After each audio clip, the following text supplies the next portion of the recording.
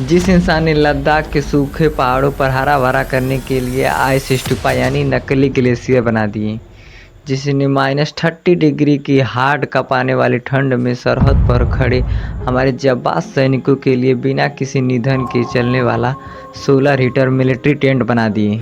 और दोस्तों, उन्होंने सिर्फ यही नहीं किया, इन्होंने लद्दाख के पर्यावरण, लोगों के लिए, अधिकारों के लिए ज़मीन पर उतरकर बड़े बड़े आंदोलन किए हैं। लेकिन आज वहीं देश का महान वैज्ञानिक सोनम वांगचुक दिल्ली के जंतर मंतर पर पिछले 20 दिनों से बूंद बूंद पानी पर और अन्न के लिए तरस रहे हैं। डॉक्टरों के मुताबिक उनका वजन 8 किलो से कम हो चुका है और हालत बेहद ही नाजुक हो चुकी है। आखिर ऐसा क्या नौबत आ गई, हमारे देश के एक महान नायक अपनी जान की बाजी लगानी पड़ रही है। आखिर क्या है सच, आइए जानते हैं इस वीडियो की पूरी कहानी में।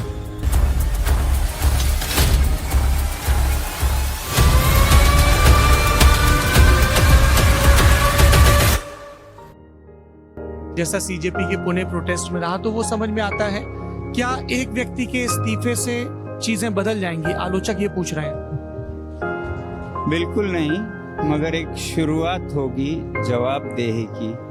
जब जवाबदेही की कहीं शुरुआत ही नहीं, तो फिर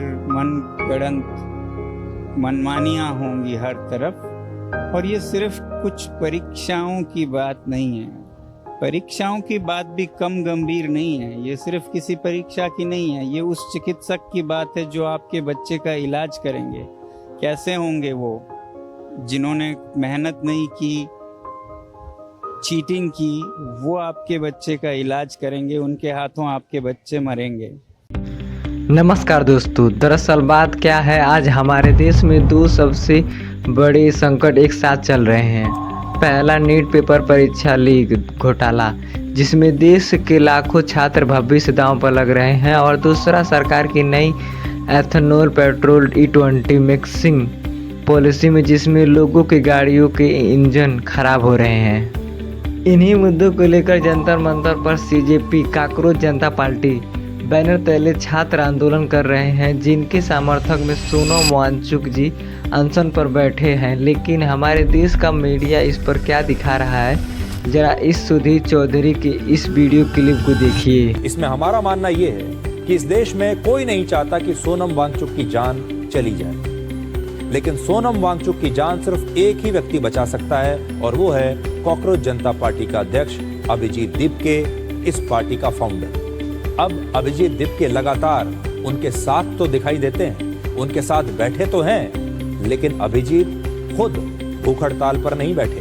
अभिजीत दीपके खुद 30 साल के युवा हैं, और वो अपनी मांगे मनवाने के लिए एक 59 साल के व्यक्ति से भूख हड़ताल करवा रहे हैं, और खुद अनशन पर नहीं बैठे। अरे चौधरी साहब, जो इंसान -30 डिग्री की ठंड में देश को जवानों के लिए सोलर टेंट बना सकते हैं, क्या वे इंसान किसी 30 साल के युवा पर कहने पर अनशन पर बैठेंगे?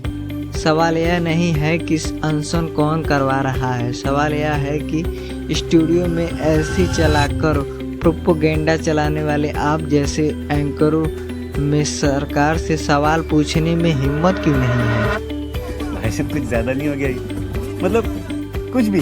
ताज़ा अपडेट के मुताबिक आज शनिवार तड़के दिल्ली पुलिस ने सोनम वांगचुक जी को जंतर मंतर से जबरन उठाकर सफदरजंग अस्पताल में भर्ती करा दिए हैं। नीट परीक्षा के खिलाफ उनके इस अनशन को आज पूरे 21 दिन हो चुके हैं, और हालांकि यह है कि अस्पताल में भी उन्होंने ट्रिप या किसी भी तरह का लिक्विड लेने से साफ मना कर दिए हैं।